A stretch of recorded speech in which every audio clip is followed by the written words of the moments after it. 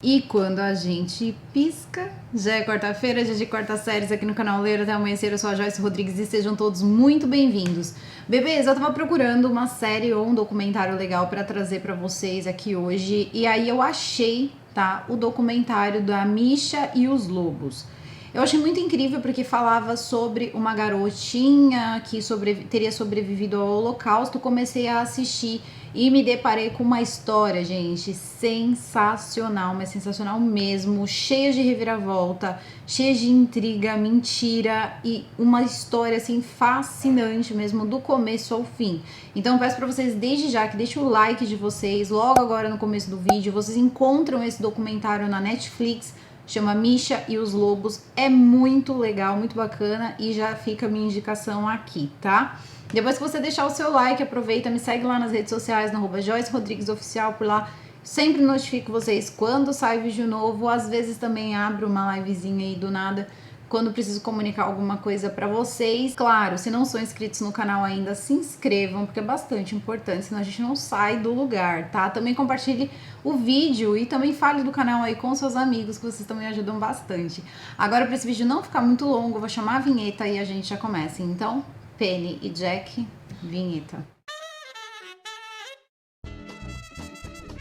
Bom, esse documentário ele começa com uma cidadezinha pequena em Massachusetts chamada Miles, e essa cidade ela era tão pequena que eles tinham até mesmo um ditado, ou seria mais ou menos assim um modo de viver que dizia: cidade pequena, família grande. Então todas as pessoas que chegavam na cidade eram acolhidas e todo mundo tratava muito bem, basicamente fazia parte da família, todo mundo meio que se adotava ali. Então por volta dos anos 80 se muda um casal belga, tá, para essa cidadezinha, né, em Massachusetts, e todo mundo começa a conversar muito com uma senhora chamada Misha. A Misha vivia na casa com seu marido e os seus gatos. Pelo que eu entendi ali, ela tinha muitos gatos mesmo, e ela tinha assim um dom assim maravilhoso com os animais. Todo mundo percebia e todo mundo gostava muito dela. Diziam que ela tinha uma personalidade assim um pouco exótica. Então um dia, conversando com várias pessoas aí por volta dos anos 80, ela acaba contando para as pessoas como foi a vida dela. E é realmente muito, mas muito, assim, emocionante. Ela teria sido, então, uma criança que nasceu na época da Segunda Guerra Mundial e os pais dela eram judeus. Como existia um risco iminente de todo mundo acabar num campo, né, num campo de concentração, o que acaba acontecendo é que um dia, quando ela tinha 7 anos de idade, ela sai do colégio e quando ela sai da escola, os pais não estavam esperando por ela e quem estava esperando por ela era uma mulher. A mulher toca nas costas dela e diz para ela ir com ela, né? Para Misha ir com essa moça. Bom, parece que esses eram os pais adotivos que ficariam com a Misha, porque os pais dela já teriam sido levados lá para os campos de concentração, então ela viveria com essa família daí por diante. Isso acontecia muito durante esse período, porque as pessoas sabiam mais ou menos o que ia acontecer. Agora, isso é um adendo, tá? Mas durante esse período, as pessoas, elas, diferente do que a gente pensa, elas não eram levadas diretamente para os campos. Existia como se fossem colônias, onde primeiro eles tiravam tudo que os judeus tinham em questão a dinheiro, joias, materiais, né? Coisas materiais, bens materiais e também suas propriedades, né? Porque eles ficavam lá jogados até que depois eles iam lá e arrumavam os campos. Então, quando chegava normalmente nesse período, eles faziam alguns métodos, eles tinham alguns métodos de tentar tirar pelo menos as crianças. Então, às vezes funcionava, às vezes não. E tinha, assim, vários métodos de esconder até para onde essas crianças iam. E aí, já entrando no documentário, isso também é uma coisa importante, porque eles, para depois, eles pensavam que depois, né, que tudo terminasse, alguns deles poderiam ter a chance de recuperar os seus filhos. Então, o que acontecia? Eles deixavam mais ou menos a coordenada de onde estaria essa criança. Então, eles dividiam as informações em 4 cadernos, e nesses 4 cadernos ia um pouquinho, né, de cada coisa sobre o seu filho. Só que para os alemães não encontrarem a localização das crianças, o que eles faziam? Eles guardavam os cadernos em locais diferentes, então nunca seria possível encontrar os 4 cadernos, como nunca foi possível encontrar. Só que depois que a guerra acabou, esses cadernos eles foram reunidos porque muitos foram procurar de fato os seus filhos, então eram lares temporários aí durante esse período de guerra. Vai começar a entender a história da Misha, porque a Misha, então ela vai para essa casa, né, esse lar adotivo temporário, vamos colocar dessa forma, que não seria temporário para ela, porque o que foi dito para ela quando ela chega nesse lar é que, na verdade, os pais dela teriam sido deportados para a Alemanha, então tinham ido para lá, para a Alemanha, e ela era da Bélgica. Ela fala que quando ela chega nessa casa, ela é muito maltratada, eles não gostam dela e começam a dizer que ela era muito inútil, que ela não servia para nada, e as únicas pessoas que gostavam dela eram esses avós adotivos, o avô e a avó adotiva. Então ela dava lá o nome dos avós adotivos, que era Ernest e Josephine, e ela sempre falava muito bem desses avós. Só que ela dizia que um dia ela estava com esse avô e o avô mostrou para ela numa bússola, né? Ela perguntou onde fica a Alemanha. E o avô mostrou ali, né, onde ficava a Alemanha. E ela viu na bússola que era uma distância muito pequena. Então ela achou que ela conseguiria ir a pé até a Alemanha procurar os pais dela. Então ela decide pegar o que ela ia precisar para chegar na Alemanha. Ela pega algumas roupas, ela pega água e um pouquinho de comida e a bússola que o avô, né, tinha mostrado para ela, o avô adotivo. Ela diz que ela não se recorda, que ela tinha perdido a identidade original dela, então ela não sabia o sobrenome dela, ela só lembrava o nome da mãe, né, e do pai dela, mas o sobrenome ela não saberia dizer. Então ela vai caminhando, ela tinha 7 anos de idade, então ela estava achando que ela ia de fato encontrá-los. Ela não tinha nem ideia do que estava acontecendo na guerra. Eles teriam batizado ela como católica, porque era assim que eles disfarçavam as coisas, e ela teria então partido da casa e nunca mais voltou. Ela teria andado por meses, ela teria andado por anos, pelo que eu entendi ali na história, ela vai andando por muito tempo, ela tem plena consciência que ela vai chegar na Alemanha, ela sempre consultando a bússola. Só que começam a aparecer problemas, como por exemplo a neve, o frio, ela passou por tudo isso e era só uma criança de 7 anos, até que ela encontra uma loba. E essa loba fica olhando para ela olhando para a loba, ela achou o animal muito bonito, mas ela ficou com um pouco de medo, óbvio, né? E ela nunca tinha visto um lobo, nem ouvido falar de um lobo, absolutamente nada.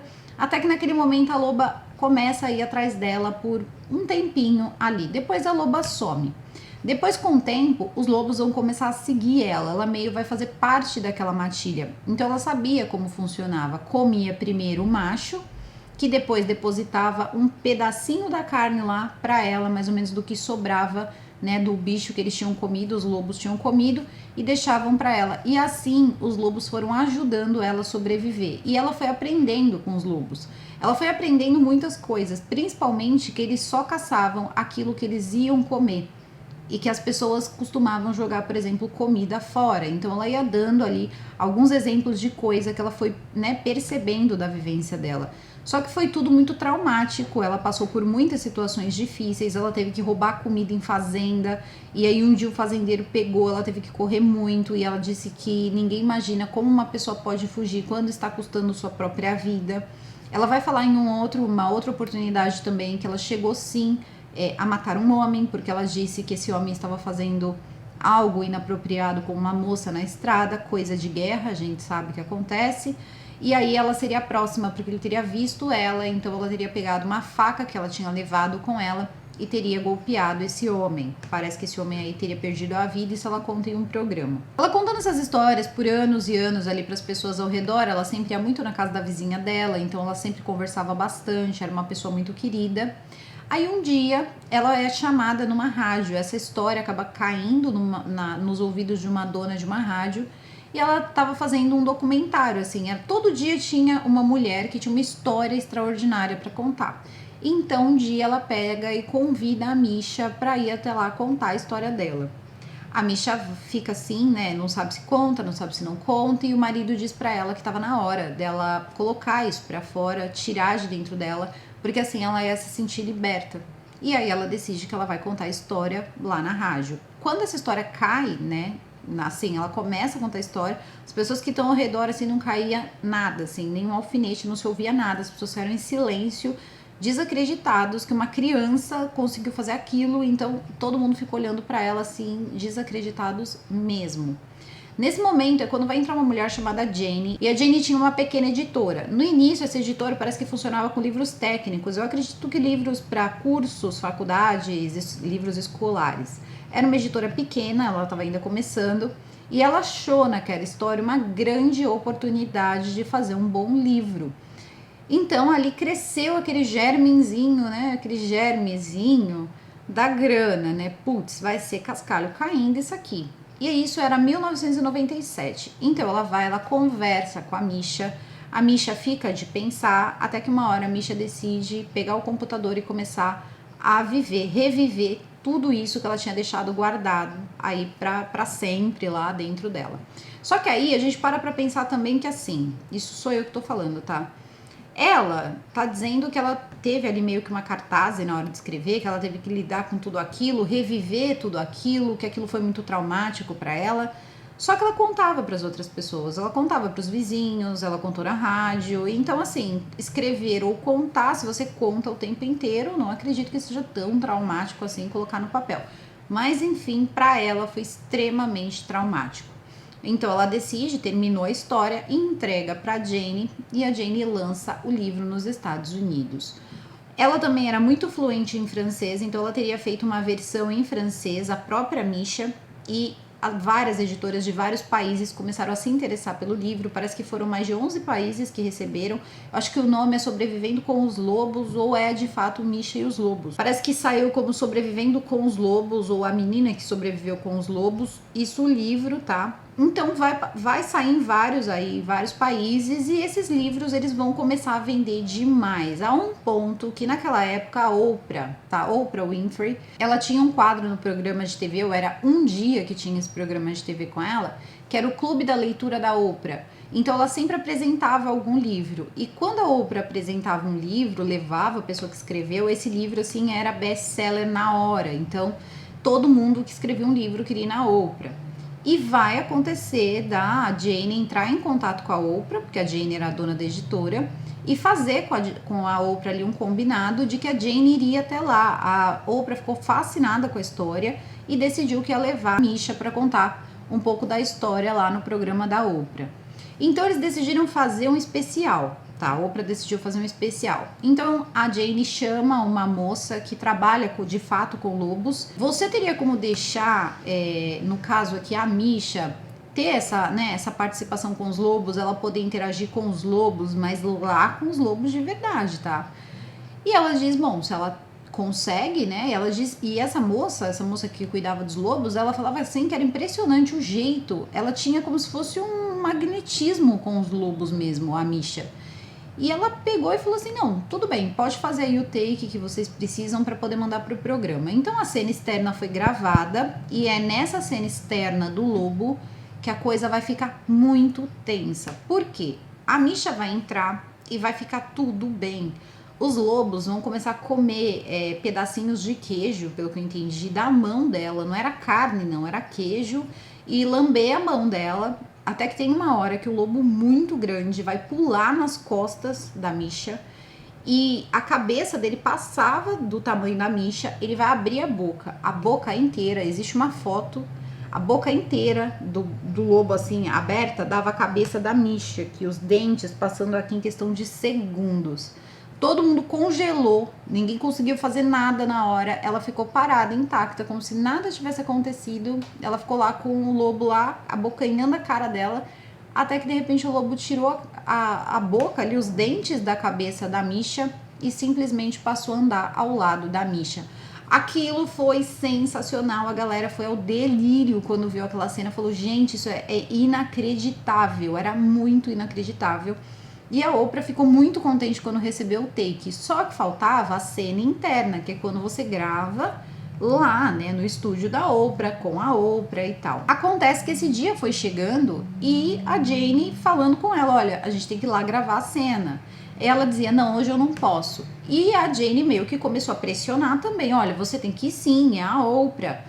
Se você aparecer lá, você vai ficar rica, você vai vender milhões. E o marido da Misha dizia, olha, você não pode pressionar ela desse jeito, ela é uma sobrevivente, que, né, foi falando algumas coisas, e cada hora era uma desculpa. Uma hora ela dizia que ela não achava oportuno, outra hora ela dizia que ela não achava ninguém para tomar conta dos gatos dela enquanto ela ia, e enquanto a Jane dizia, ela tinha que ficar à disposição da Oprah, porque a Oprah ia chamá-la, era uma oportunidade única, E também seria muito fácil ela encontrar alguém para tomar conta dos gatos, cachorros, ou seja lá o que fosse. Então fica muito evidente também aquela questão da grana, assim. Ela viu ali uma oportunidade muito grande de ganhar dinheiro, a Jane. Ela viu que isso já estava acontecendo e que aumentaria muito mais. Foi mais ou menos nessa época também que a Disney entrou em contato com a Jane, que seria editora da Misha, e falou para Jane que queria os direitos autorais para fazer um filme da Disney. Além do filme da Disney, programa da Oprah, vários contratos com vários países que ainda estavam acontecendo ali para ela poder fazer outras, né, em outros idiomas, sair a história em outros idiomas, ela foi se tornando cada vez mais fechada e ia sempre na casa das amigas e dizia que ela não tinha dinheiro para nada. E ela começou a dizer que ela estava passando necessidade. E os livros cada vez vendendo mais e mais e mais. E aí todo mundo começou a se questionar, será que a Jane tá roubando a Misha? Não tá pagando a Misha? E aí um dia ela chegou e falou que a Jane não estava dando os direitos autorais da biografia dela. Tudo bem, ela fica então muito chateada, a Jane, quando fica sabendo disso, porque ela disse que era uma mentira, que ela estava pagando sim os direitos autorais dela. E nesse momento ela fala que vai espera um tempo ali, alguns meses, e a Jane recebe na casa dela o embrulho. Quando ela abre, é um processo. E sim, a Misha processa a Jane porque a Jane teria feito ela assinar um papel dando não só os direitos autorais da história, como do nome, de tudo. E aí a advogada olha, né, aqueles papéis e diz que tinha muita coisa errada. O julgamento de fato vai acontecer, então em 2001 vai todo mundo pro tribunal e quando chega lá eles vão descobrir mais coisa. Eles vão descobrir que a Jane, inclusive, fez contas no exterior para que o dinheiro que entrasse do exterior fosse direto para essas contas e assim a Misha não poderia reivindicar esses direitos autorais porque o dinheiro não estaria dentro do país. Então tinham muitas coisas que eles foram encontrando que de fato fez da Jane, sim, uma pessoa que não estava também agindo ali da forma correta. A questão é o seguinte, parece que ninguém estava agindo de forma correta. Por quê? Quando isso tudo acontece, o veredito foi o seguinte, tá? O júri, em todas as instâncias ali, deu ganho de causa para a Misha. Então a Misha, que era a dona da história, conseguiu ganhar a causa, ganhou os direitos autorais dos livros dela de novo e também foi ordenado que a Jane pagasse 22 milhões e meio de indenização para a Misha.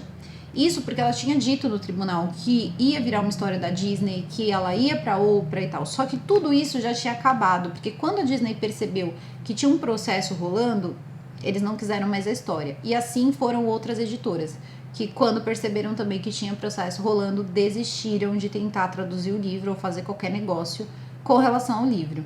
Então não tinha mais também tanta coisa assim para receber em cima dessa história.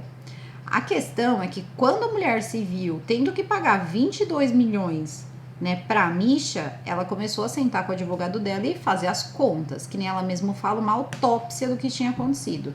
Ela perderia tudo, ela já tinha perdido a editora, ela perderia a casa, ela perderia tudo.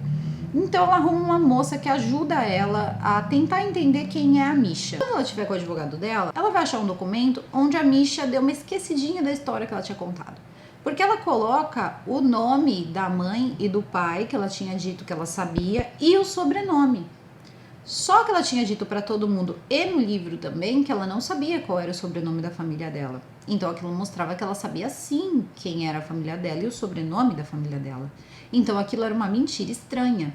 Isso levantou a lebre e ela começou a fazer mais e mais buscas e acabou ganhando uma ajuda, que era uma mulher que trabalhava com árvore genealógica e tal, essa coisa toda, e começou a ajudar ela com fotos.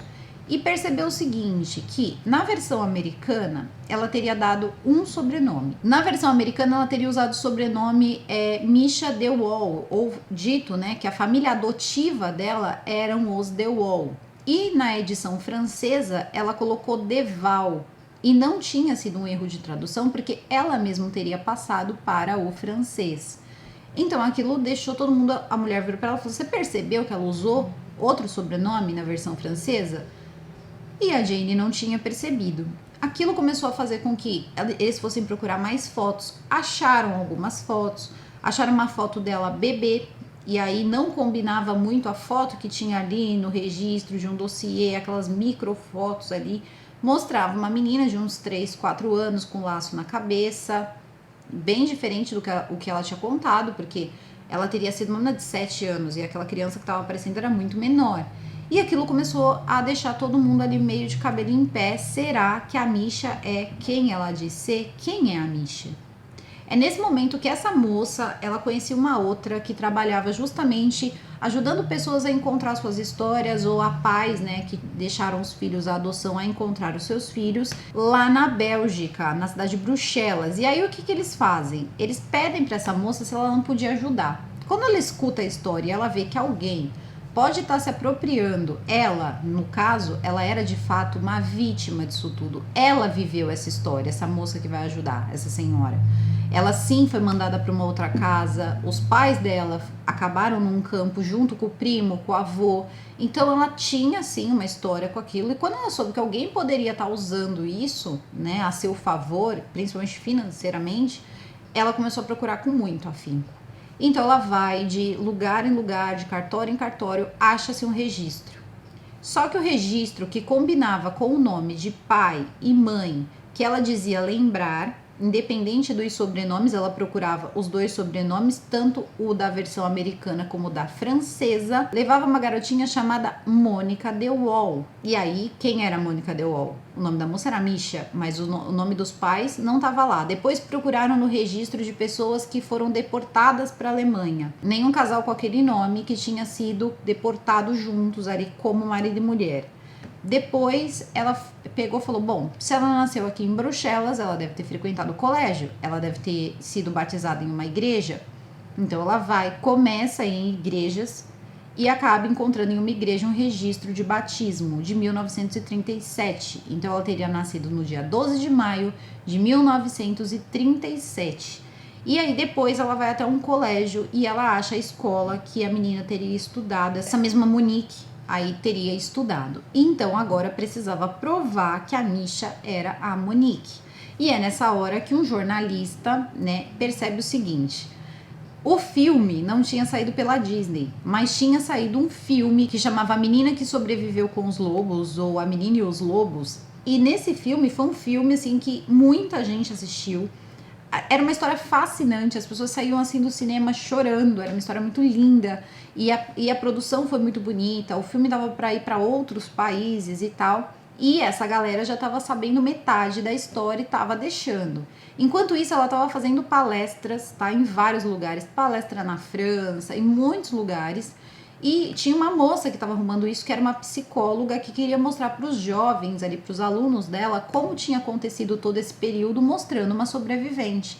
Esses alunos, eles faziam desenhos, homenagens para ela. E ela parecia, assim, sempre maquiadona, com umas bolsonas, assim, bem diferente, assim, do que no começo ela era, e também de como normalmente é um sobrevivente. Não que uma pessoa não possa ficar feliz, né? Ou ser feliz, deve ser. A questão é que ela disse, né, para todas as pessoas que mexer com essa história foi uma coisa que arrasou muito ela. E meio que ela superou de uma hora para outra. E essas palestras, elas eram pagas, muito bem pagas. Então ela queria de tudo, fazer exigência, ela queria hotel, ela passeava, ela fazia de tudo. As pessoas recebiam ela em casa como se ela fosse da família. E essa moça estava lá arrumando essas palestras para ela, porque afinal de contas, agora ela não pagava mais R$1 para Jane. Tudo era ela que ganhava, porque foi depois, né, do processo judicial. Então essa psicóloga começa, né, a chamar os alunos fascinados com a história. Então faziam vários desenhos, todos sempre com uma menina e um lobo e tal. A coisa mais linda mesmo, os desenhos. Até, né, que eles fecham a história, porque um jornalista vai descobrir a tia dela, a tia real, a tia da Monique, e vai falar que aquela moça não é a Misha, que o nome dela é Monique. E aí a história dela real vai vir à tona, porque a tia vai contar. Na verdade, ela nunca viveu com os lobos, ela viveu com os avós dos 4 anos de idade para frente. Os pais dela, sim, haviam falecido, mas ela sabia muito bem quem eles eram e sabia também por que eles faleceram. E aí ela conta a história. Todo mundo vai ficar sabendo a verdadeira história da Misha. Bom, a Misha nasceu de fato no dia 12 de maio de 1937. Ela era filha de Robert Duval e Josefina Duval. E esse homem, ele teria sido um membro muito, assim, forte dentro da resistência da Bélgica durante a invasão da Alemanha à Bélgica.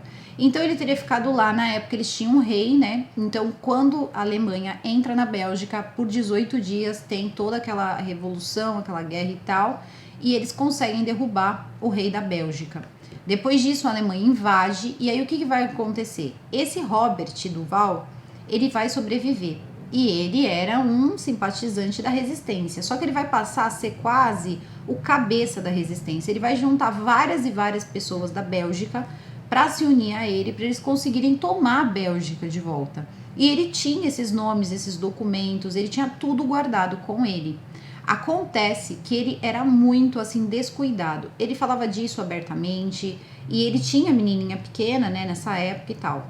Quando foi um dia, um alemão vai simplesmente ficar sabendo da história, vai se passar como um simpatizante e vai denunciar eles para os alemães, vai dizer, ó, esse cara é traidor, ele tá fazendo, né? Ele ia até as torres de comando, ele religava os fios, ele fazia um monte de coisa lá.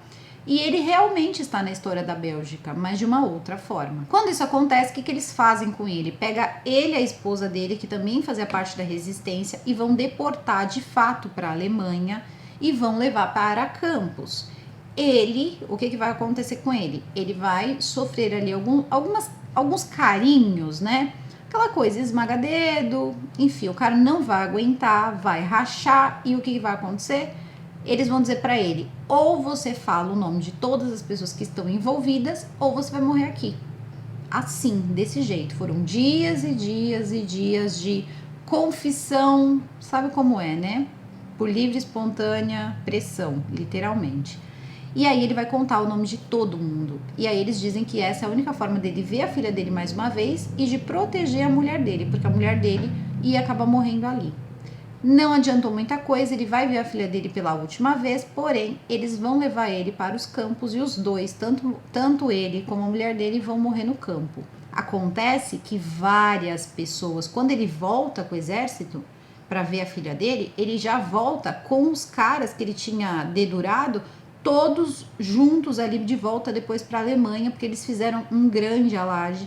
Essas pessoas têm hoje uma placa com o nome de todas elas e tinha o dele ali também, até todo mundo saber que ele tinha de fato entregado quem eram as pessoas e por isso aquelas pessoas haviam perdido sua vida. Então eles foram lá e rasparam o nome dele, assim, ó, do monumento. Ele de fato ficou muito conhecido, mas ele ficou conhecido como Robert o Traidor. E a Monique ficou sendo conhecida até mesmo pela família, pelo que eu entendi ali, até a família chamava ela de Monique, a filha do traidor. Aquilo foi demais para o pessoal da Bélgica, então ela não era uma pessoa querida e ela criou um mundo só para ela. Então a tia dizia que ela criava mundos particulares, histórias em que ela fingia viver dentro, porque ela não queria aceitar o que tinha acontecido. Então ela dizia que o pai dela estava lutando na guerra. Ela pegava trens, que ela dizia que ela estava indo até a Alemanha, então ela pegava trens. Aí a tia tinha que buscar ela nas estações de trem, levar para casa, né, do irmão. Foi uma grande, sabe, uma grande bagunça que ela fez, de repente, por ter ficado traumatizada ali de ter o pai como uma figura tão odiada dentro da Bélgica. E quem criou ela, de fato, foram os avós. O que aconteceu depois não é contado no documentário, quando ela casou, essa coisa toda, mas ela teria ficado pelo menos até a maior idade com esses avós. Sabendo de toda essa história, o que a Jane vai fazer? A Jane vai pegar e vai contar isso no blog dela. E quando ela estiver lá dando uma entrevista e tal, todos os noticiários vão começar. A linda história da menina que vivia com os lobos, que tinha fugido, né, de tudo que estava acontecendo e sobreviveu durante a guerra toda com os lobos, era uma farsa. Então todo mundo na mídia começa a noticiar e aí tudo começa a ruir, porque as pessoas da escola que recebiam as palestras, todo mundo comprou o livro, que viu o filme, gente, virou uma bagunça. A professora de psicologia disse que não conseguia conter os alunos, eles choravam, eles gritavam, eles diziam que a humanidade não merecia confiança. Olha, ela se utilizou de uma história tão assim, sabe, trágica para benefício próprio, sem nenhuma vergonha. Ela foi uma garota que nasceu em Bruxelas. Ela viveu uma vida relativamente boa e segura, ela foi batizada, ela tinha comida, ela estudava numa boa escola, ela teve uma vida boa, porque aquela foto, tinha uma foto que mostrava os supostos avós.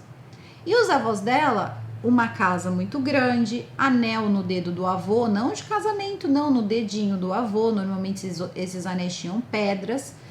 O homem muito bem vestido, unhas feitas, a senhora que estava ao lado dele muito bem arrumada, com um cachorro de raça no colo. Ela teve uma criação ótima. Acontece que o que não estava ótimo era o psicológico dessa menina, que acabou criando essa história para fugir da realidade dela, que era a realidade de ser filha de um traidor. Então, depois disso, algumas pessoas entraram em contato com ela, falaram: olha, que história é essa? E ela dizia: não, sempre fazem isso para tentar derrubar minha reputação e tudo mais. Aquela moça, aquela primeira moça que tinha chamado, né, ela para falar na rádio, contar a história dela na rádio, vira e fala que ela sempre achou aquela história fascinante, chegava a ser difícil de acreditar. E ela falava: de fato, é difícil de acreditar. Não adianta a gente tentar se enganar. Tava na cara de todo mundo que aquilo era mentira. E a gente acabou deixando isso pra lá. Ela era uma garota de 7 anos, ela não sobreviveria todos os anos da guerra dentro de uma floresta onde tem várias coisas, e até mesmo os soldados acabavam passando pela floresta, os invernos rigorosos, ela não conseguiria sobreviver, ela era só uma criança. E aí todo mundo começou a cair em si, que no fundo todas as pessoas acreditaram nessa história porque eles queriam uma história assim, uma história que alguém contasse de superação, que mudasse a ótica das pessoas, principalmente de um período tão difícil e cheio de coisas que não são bonitas e nem legais de ouvir, que foi a Segunda Guerra. Então, eles vão começando a perceber isso, só que a questão ela era uma grande mentirosa. Ela vivia tanto dentro desse personagem que ela agiu com os lobos quando ela foi fazer o take para Oprah, como se de fato ela tivesse sido aquela garota que viveu com os lobos. Ela sabia como lidar com os lobos.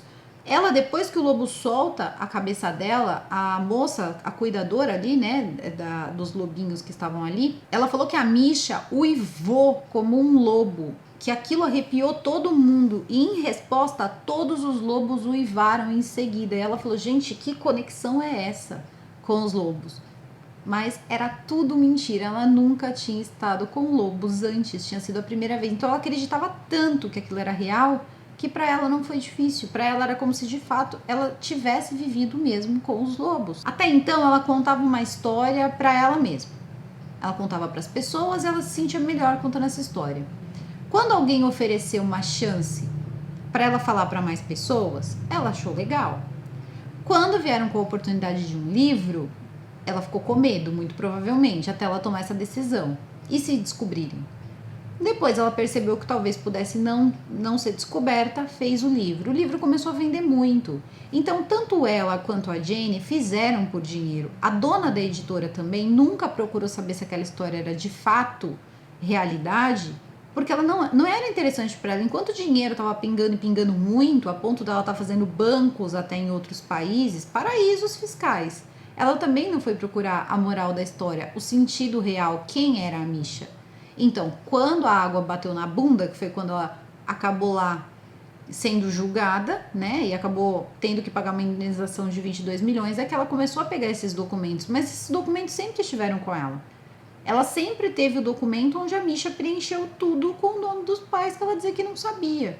Então, aí é que a gente percebe que também, tanto uma quanto a outra, usaram da emoção, da compaixão das outras pessoas, porque ela era tratada dessa forma pelas outras pessoas, e no começo a Jane era tratada como se fosse a mulher que trouxe essa outra mulher tão fantástica. E a Jane também gostava disso. Então, no fundo, tanto uma quanto a outra foram levadas pelo dinheiro. Não é falado se a Jane, o quanto a Jane teve que pagar de indenização, só foi dito que depois disso foi feito um novo processo e a Jane teve parte, tá? Só uma parte desse valor, assim, meio que descontado. Então, assim, ela só tinha que pagar um certo valor, né, pra Misha, vamos colocar assim, que na verdade era a Monique, o verdadeiro nome dela, mas só uma parte. E detalhe, nós assistimos a série vendo ali a Misha, escutando a Misha, até que é mostrado pra gente que aquela moça não é a Misha, é uma atriz.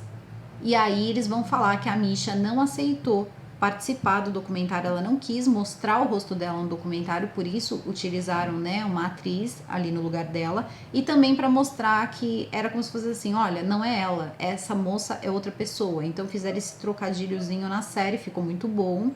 Só que a questão é o seguinte, ela nunca se manifestou sobre o assunto, ninguém da cidade fala mais com ela, porque quando ela estava passando necessidade, ela disse que ela estava vendendo as coisas dela para não passar fome.